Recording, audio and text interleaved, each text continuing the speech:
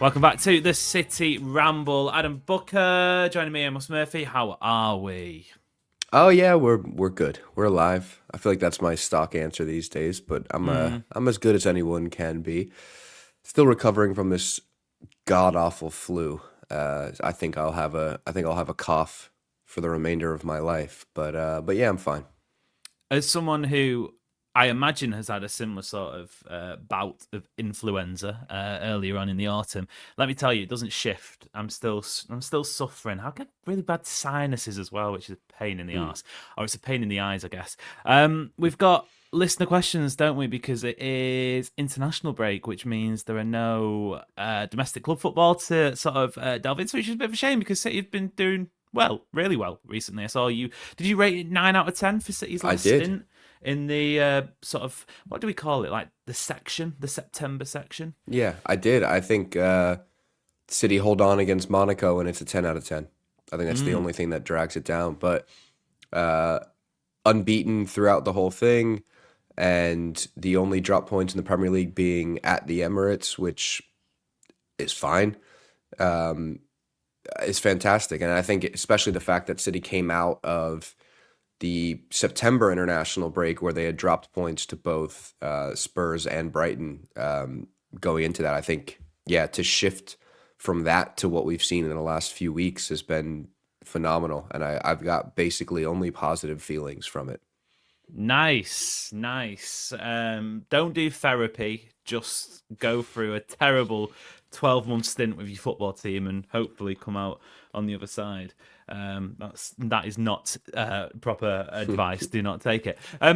We have got listener questions to rattle through the concepts of these Coffee Corner episodes. If you sort of tuning in for the first time, it can be city related, it can be life related, it can be basically anything. In fact, I don't have a coffee with me. It's like 20 to 7 in the evening, but we basically just talk through as if we would in a little coffee shop or something like that. The first one comes via our Discord. It comes from Shah Zam, who says, "Where do you see Ait Nouri, Shirky, and Marmouche fitting into this team after they are back from injuries?" Yeah, this is a really good question. I had to really think about it, and every time I think about it, I think my answer changes. I tend to fall on the side that Omar Marmoush is in City's best 11 no matter what. I think he's Interesting. probably the Mm. biggest goal threat outside of Erling Haaland. The issue is, where do you fit him in at the moment? I think it was very obvious where he fit in coming into the season because none of Savinho, Jeremy Doku, Oscar Bob, or any players like that had really nailed down their, full-time starting job on either of the wings. But Jeremy Doku has certainly done that this season. So I think Marmouche himself is a funny one. I think if he comes back in for Doku, maybe he comes back in for the people are going to hate me for saying this, and I kind of hate myself for saying it. Maybe he comes in for Bernardo Silva and pushes Phil Foden out into that wide Mm. right position. But do we want to lose Phil Foden in the center of the park? Probably not. So I think there's a world where Marmouche doesn't come straight back in to the best starting 11. And I think we've seen from Pep this season that when he has his 9 or 10 players that he wants to roll with, he's going to roll with them day in, day out. The other two, I think Ait Nori is an interesting one because, again, he's someone that coming into this season with Josko Guardiola seemingly being moved to center back full time, it was quite obvious, I think, that he was going to nail down that starting left back role. And like Doku ahead of Marmouche, Nico O'Reilly has come in and just set the world alight from that left back position. And it seems pretty hard to convince me or even Pep Guardiola to dislodge Nico O'Reilly from that job right now. So I think there's a world in which Cherki, Marmouche, and Ait Nori, all of them, where do they fit in when they come back? Snug on the bench. Interesting. My answer is as straight a bat as you can get. Pep has small squads for a reason because you can't have passengers. And I think where do they fit in? Well, they fit in where they do, or they did beforehand. They just maybe play less, and it isn't until February, March, I don't think, where we see City really sort of. I say I contradict myself because we've just seen Pep kind of favour a sort of consistent 11 for the last few weeks, but I think that's kind of just to get City off the ground and as well injury related. But I think Aït-Nouri's going to come in. He might not be first choice anymore, which is fine because Nico O'Reilly's been doing dead well. Marmoush has to come in because Erling Haaland simply cannot play every single minute of every single match, and like you say, he's a natural goal threat. The only one is Shirky, and I think this was the same sort of question we had at the start of the summer. How much does he play? Possibly he's going to be sort of resorting to cameos off the bench unless it's a lesser Champions League match or League Cup, or maybe a relegation threatened team at home in the Premier League, something like that. But otherwise, I think they'll play. I think they'll be fine. I don't think there's going to be any. In fact, I look around the squad. The only guys I think who might be worried about minutes are the older guys. Nathan Ake, Kovacic, players like that. Yeah, I agree with you. I think just thinking about it while you were talking there, I wonder if, because there's always the two sort of sides of the argument when you're trying to build like a best 11. There is the most cohesive team, which I think the team that we saw play against Arsenal, Napoli, and United was the most cohesive team. It had the balance of your Bernardo Silvas, who keep things ticking. They can help mop up things going the other way. They're great decision makers. And then you have on the other side of the yin and the yang is the Dokus and Reinders and Phil Fodens of the world, who might take a little bit more risks and try and be more direct and all that kind of stuff. I wonder if the other sort of way we get all of the best 11 players onto the pitch is the only position that I think seems up for grabs at the moment is maybe out on that right wing. We've seen now, I think we've seen 3 games in a row now where we've seen Savinho, Bob, and Bernardo Silva all play there. What if Jeremy Doku goes to the right and Marmoush goes to the left? And that's how you get all of Marmoush, Haaland, and Doku on the pitch together while also keeping Foden, Reinders, and players like that involved. I wonder if that's something that Pep would consider doing. But as you pointed out, the way that Haaland is playing at the moment and the way that City have, I don't know if I want to call it have an over-reliance on him for goals, but certainly have been relying on him and just about only him for goals this season. I wonder if that makes you want to keep Marmoush in the back pocket to actually be the Haaland backup, which is a crazy thing to say for Omar Marmoush, I think, after we saw a lot of really great stuff from him since last January. But I do find it hard to figure out where exactly he fits at the moment. Yeah, very much so. We've got loads of questions, so we'll rattle through them. Let us know your thoughts on the social media platforms, which if you're watching on YouTube, are sort of fluttering across the bottom of this screen. If you are listening on the podcast, they are in the description of this show. This comes from Kieran on Instagram, who says, where would we be right now if Edison was in nets and not Donnarumma? Which I think on the surface you go, yeah, fair. So that's maybe doing Edison a little bit of a disservice, but I do think the way City have been playing has maybe it's a little bit chicken and the egg, because would Pep be doing this if Donnarumma wasn't there? Would sort of the opposite be happening the other way around? But it does feel like City defensively are playing a little bit different because they've got that big, lanky, well, he's not even that lanky, he's just gigantic beast of a goalkeeper behind them who seems unfallible, basically, whenever the ball comes near him. Yeah, I think we've seen a number of times this season that the way that City are trying to kill games is pretty different from what we've seen in past years, where the way they've tried to kill games in the past was keep a hold of the ball and never give it back. Whereas I think this season they've been, I don't know if it's on purpose or if because they can't control games quite as much as they once did, or if it's simply instruction from Pep, but they seem perfectly happy to absorb a little bit of pressure. And, certainly we saw it against Brentford. We saw it in that Arsenal game on a really extreme scale. We've seen it other times where they seem perfectly happy to absorb pressure and just sort of deal with waves of attacks from another team. And they look comfortable in doing that. I think in years past, if City are under the cosh for 10 minutes at a time, we'd be like, ooh, how... They need to get their foot on the ball. They need to, play out of this press and sort of retilt the field, so to speak. But I think with Donnarumma and with a bigger, more powerful back line that, has Ruben Diaz and had Kusanov at times and Josko Gvardiol.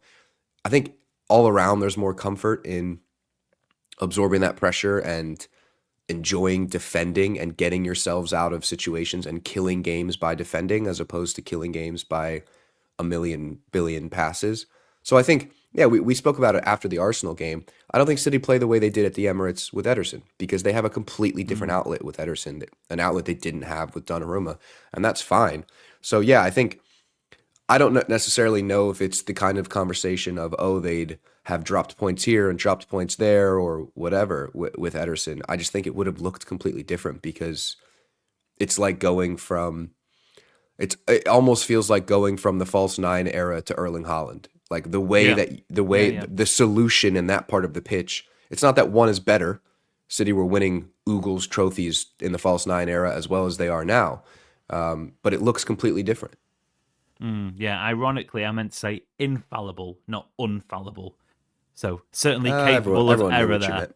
Yeah, the irony wasn't lost. No, I totally agree. I think plenty of people said at the time, mentioned it on this show as well. It was very much like when Erling Haaland came in and people say, "Oh, you can't play." Guardiola can't play football with a striker like that, blah, blah, blah. Well, guess what? He can, and he has.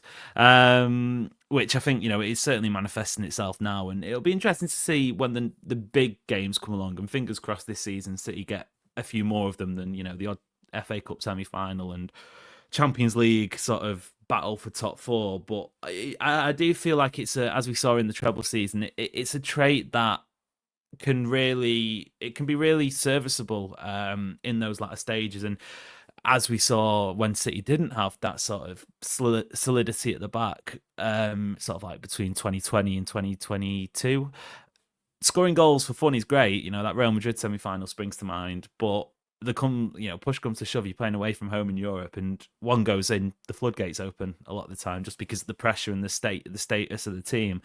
2022-23 comes along and it's completely the opposite, and City concede, what is it, one goal at the Allianz, one goal at the Bernabeu, and obviously keep a clean sheet against Inter. So you chuck Donnarumma in the mix there, who I think everyone would agree is better suited to playing in that style than Ederson, even as crucial as he was and as good as he was in that Champions League run. It certainly bodes well.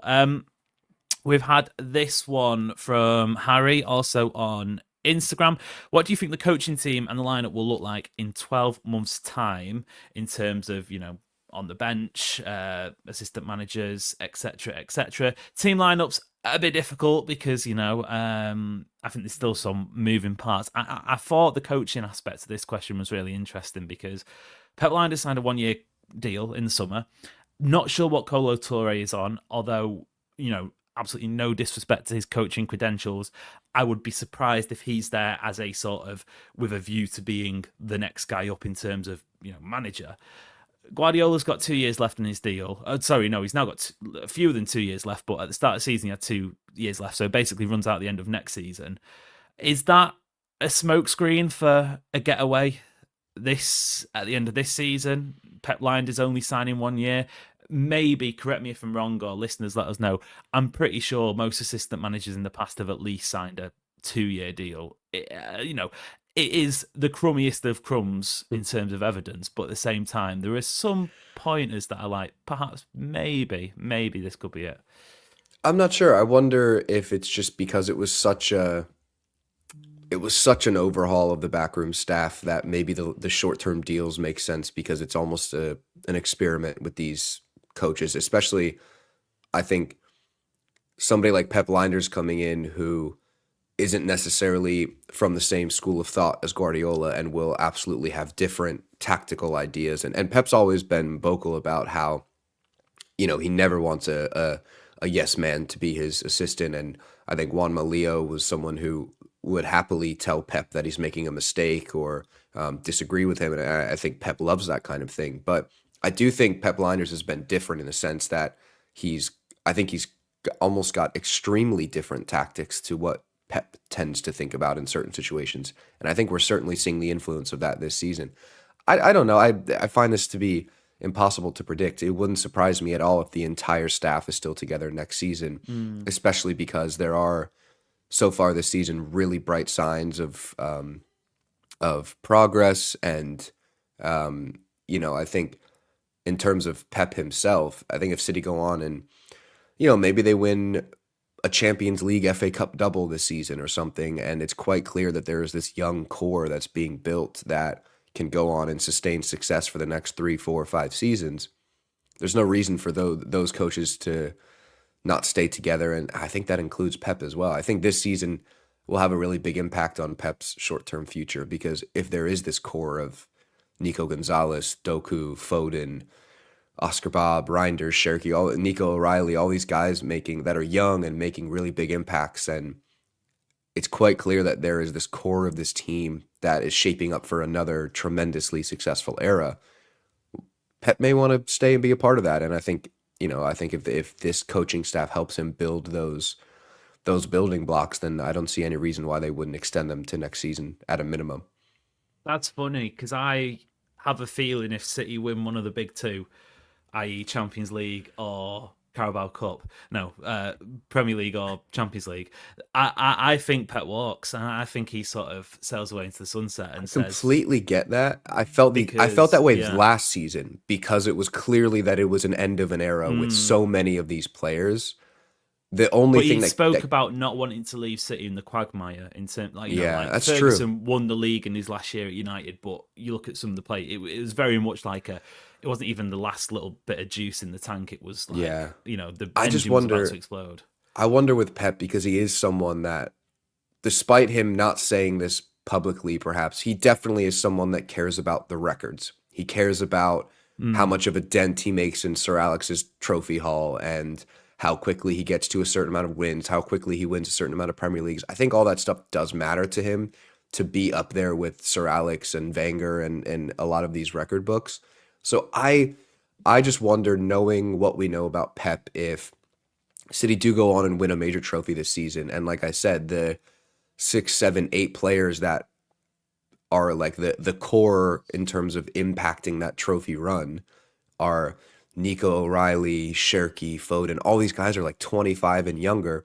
Pep may just rub his hands together and be like, I can have these guys for the next 5 years, and who knows what I Mm. can win in 5 years. So that's my only thing. But if he sails off into the sunset with a Premier League win this season, that wouldn't surprise me either, because I absolutely thought that would happen last season. Last season was just a disaster.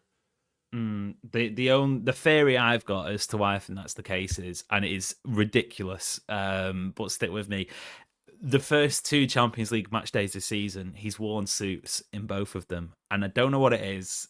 I don't know why that Does he matters. not always wear suits for champion? No, I guess it's only cup no, finals typically he wears yeah, suits. yeah.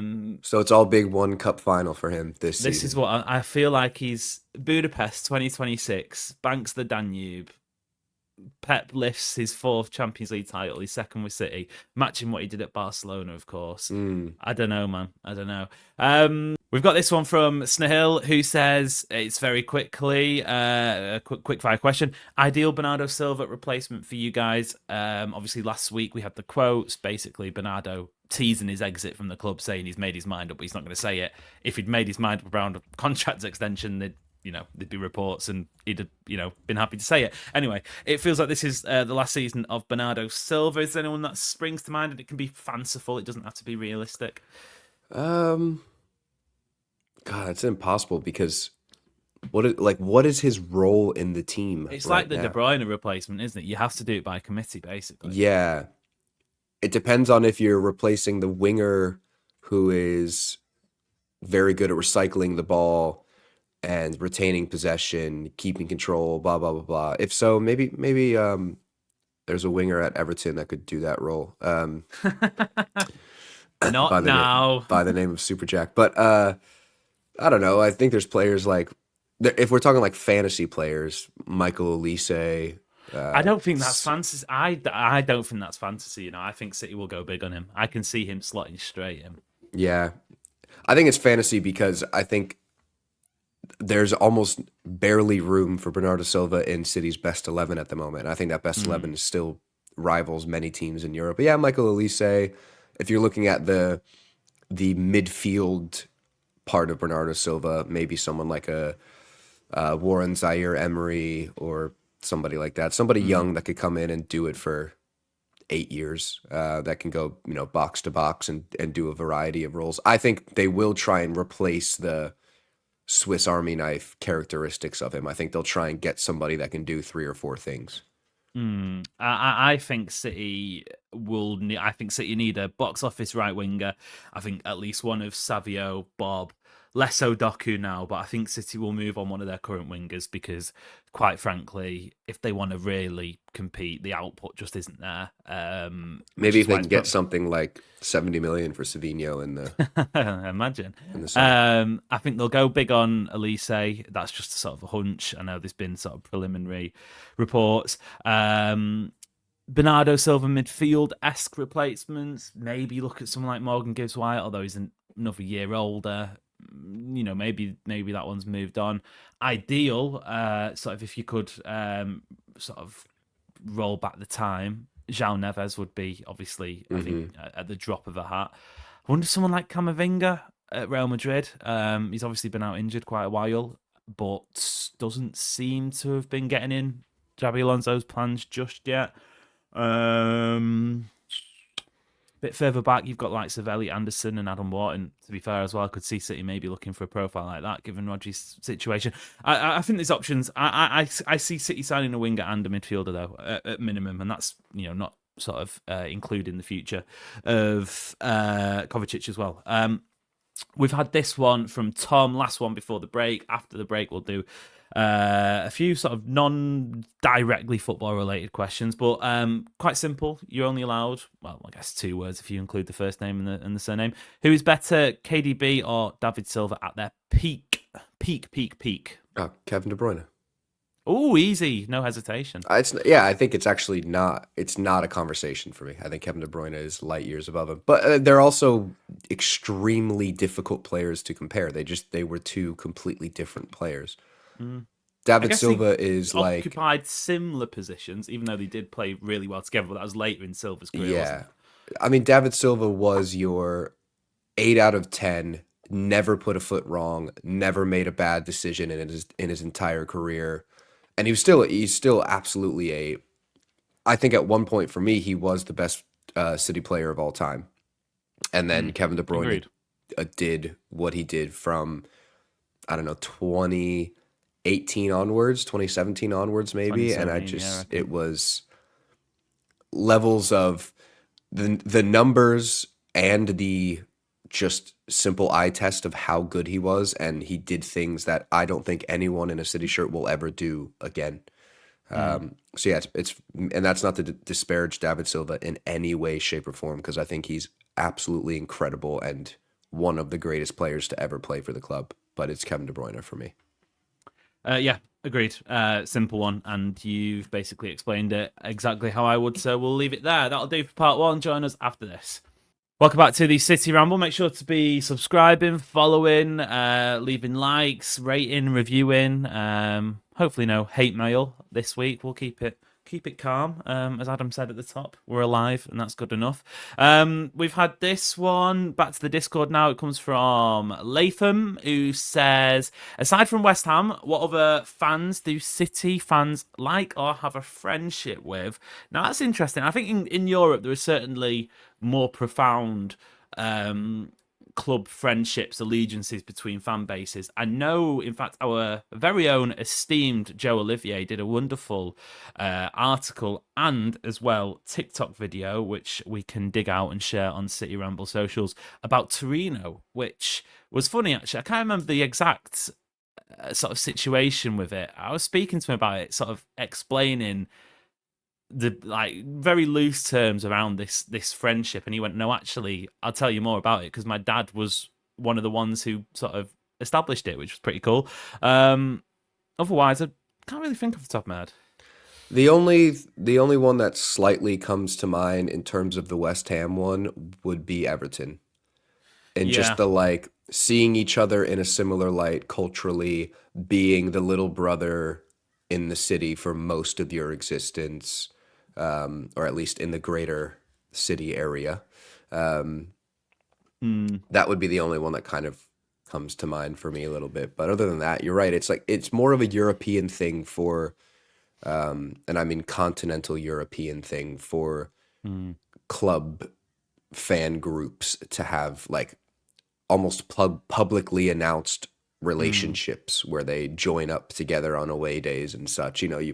You go to Smash towns up and stuff like yeah, that. you go to a St. Pauli game, you're going to see Celtic fans. They're wearing Celtic stuff and they're together and all this kind of stuff and things like that. It's certainly less of a thing in England. Yeah, definitely. Yeah, Everton. Weirdly, you go back, 20, 30 years. City, Liverpool was a Mm. not an alliance as such, but basically sort of joined by their hatred of the team that shall not be named. Sheppy says any book recommendations, could be City or football related. Um, Few football ones off the top of my head. Ultras is a very good book. I know. I imagine you've. I'm sure you've read this one, haven't you, Adam? Do you mean The Life Among the Ultras? well, these. Well, I meant originally meant Ultra actually Mm, by Tobias Jones, but also Life Among the Ultras by James yes. Montague. Both of them fantastic. Very similar themes, but well worth a read. The pair of them. The the latter 1312 Among the Ultras by James Montague, I think is the best football book of all time. Ooh, I'd have the Tobias Jones one as the best Interesting. football book, which It is yeah. it's the first book I read. Probably I read it in COVID during COVID, sitting in a park every day by my Mm, apartment in Richmond, Virginia. Very core memories. That time in COVID where uh, if you weren't dealing with sickness or dealing with loved ones who had sickness, which was horrible, you had no work, you had no school, you had no obligations. There's a lot of places that frozen their rent payments. I was just sitting under a tree in a park every day reading football books. nice. And I read that one, and it got me so deeply into football fan culture. I've never looked back since that day. There is a book by, I'm going to cut out this dead space. Another very famous Simon Cooper book, Soccer Mm, Against the Enemy: How the World's Most Popular Sport Starts and Fuels Revolutions and Keeps Dictators in Power. One of the absolute best reads in terms of how the sport, I mean, the title kind of says it all, but how the sport intersects with politics and how so many politicians around the world get their come up in the football world, and that's how they harness power and then move into actual politics from there. And very good, focuses a lot on like Africa and stuff like that. It's really mm, interesting. Other than that, non-sports books, as you know, Amos, I'm a big fantasy guy. Love mm, anything from the Lord of the Rings type fantasy genre. I'm all over that stuff. So, cool. Yeah, that Simon Cooper one's good. There's a book by an American about football. oh my Would you God. believe? And it is actually fantastic. Called "The Miracle of Castel di Sangro" by Joe McGuinness, who is going back. I would say it was after the USA '94 World Cup, so yeah, late '90s, and he tracks the fortunes of this very low Serie B team at the time through their first season in Serie B, and honestly, it's based on true story, but you'd think it was a thriller. The sort of Hmm. the stuff that goes on is wonderful. I read it just on holiday a couple of weeks ago. City Books is loads of them. In fact, there is a new one coming out, which we will have a very special episode in a few weeks' time with Don Farrell, who has written his own Manchester City book. So get pre-ordering that. We don't get commission, unfortunately, but we will have an episode sort of going through it. So that's something to look forward to in the coming weeks. This is a funny question, and I'm prepared to hand it over to you straight away. It comes from Blue Moon Girl 9320. Things that most people think are great, but you think are overrated. They go on to add my top three are ABBA, which is blasphemy. That's almost a blacklist from the Discord to suggest that. Jordan Henderson, so they pull it back a little bit there, and Salted Caramel. I agree with two of them, to be fair. Salted Caramel and Jordan Henderson. Now the City Ramble makes up, it's a considerable part of our livelihoods, Adam. And as we are public facing, so I'm not prepared to call out stuff that might piss people off. You're a man who has had no issues doing that in the past, so I will give you Hmm. the floor. I'm taking this. I did not see that question, so this I'm totally on the spot here.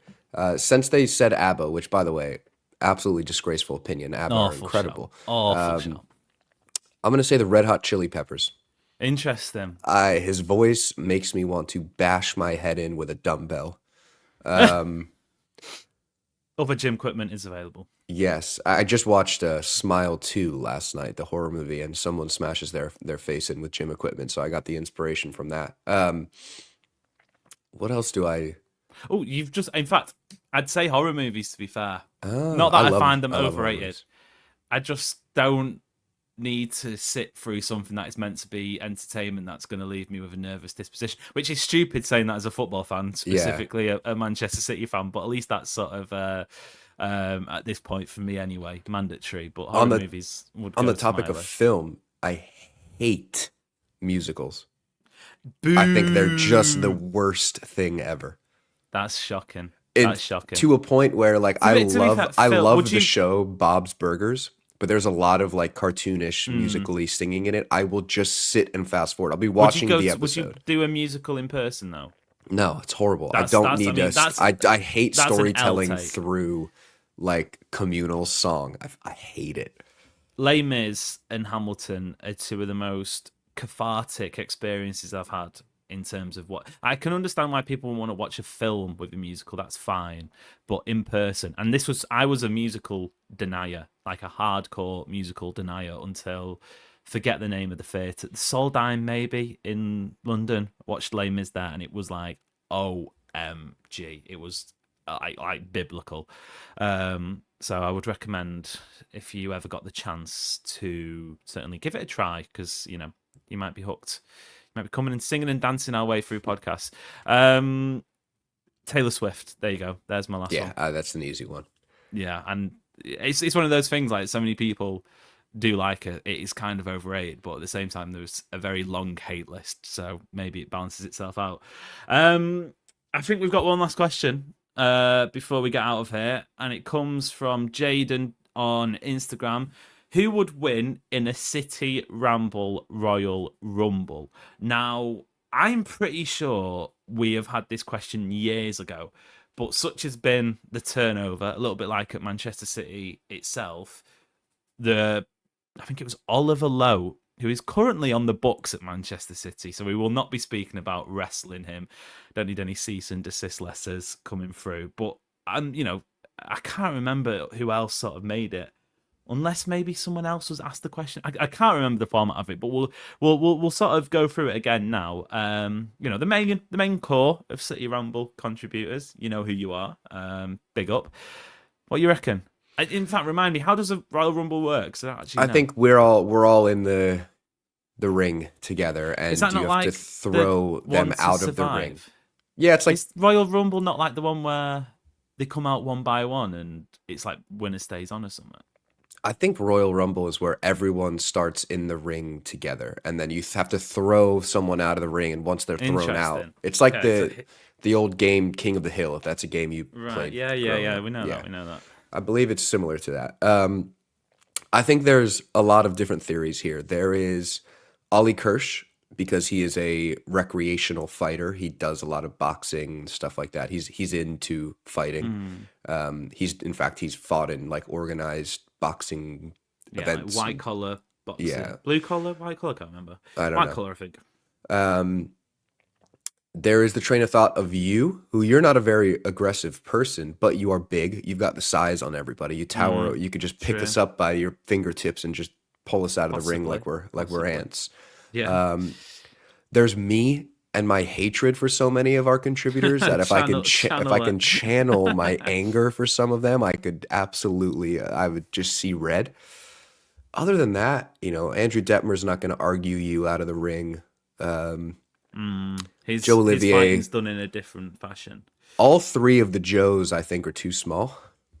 I would give Joe Ricci a better chance than sorry, Joe Olivier is like first out, or maybe Ollie McCool. Maybe Ollie McCool's first out. But I don't know. Ollie McCool can get angry. Ollie McCool can channel that sort of that passion. I imagine, a little bit like a Yorkshire Terrier or something, sort of just gets a little bit wound up, starts yapping at the feet. Joe Olivier, sorry mate, you're gone. Joe Butterfield wouldn't take long, although maybe if you just sort of pinned a compilation of Jeremy Doku's attempted crosses on like a big screen, he'd actually start going a bit wild. Here's a rogue shout, but I don't think it's actually too rogue when you think about it. Owen McColgan. He's Yeah, big. he's He's got big, the and height. I've seen Owen get angry before. Yeah, And when not a he's bad angry, shout. he's angry. Matt Kerr sticks around for a bit. Doesn't break top 5. Yeah. John Ashley, too old. Sorry, Surely Johnny. there's got to be I know that people have like battle simulations where it's like, 10,000 orcs versus 2 wizards or whatever. Surely there's a simulation we could do here where we can put in all of our height, weight, all that kind of stuff. Yeah, I think that's the main chunk. Yeah, I'd take a top 3. I think my winner. Owen's not a bad shout. I think the top 4 would be potentially Ollie Kirsch, you, me. We haven't mentioned Bardsley. He's a short guy, but he's scrappy. Yeah. I don't think he's top 4, though. I think he's 5th. So who's the 4th rounding out the top 4? Me, you, so maybe me, you, Owen. Yeah, I just don't think Kirsch. Luke's got that flick of the switch. Do you know what I mean? I think he's a little peek behind the curtain. We've probably come close to this mass physical altercation multiple times in this group. It's just never panned out. It's also separated by oceans and states. And every once in a while, it's nations. not. Every once in a while, true. it's not. Yeah, I think that's that in terms of people. Yeah. Fairs. Good questions. Very good questions. Very good questions. Thank you. Yeah, one of the best sort of set of questions we've had. Hopefully we've done them justice and we've not been able to properly get through all of them. So make sure to, if you got any questions that you want to have featured on this show, make sure to get in touch via those social media channels. Oh, took my breath away then. Nearly. It's time to go. I can feel my sinuses starting to catch up with me. Adam, thank you. Thank you. Listeners, thank you as always. Until next time, we will see you later.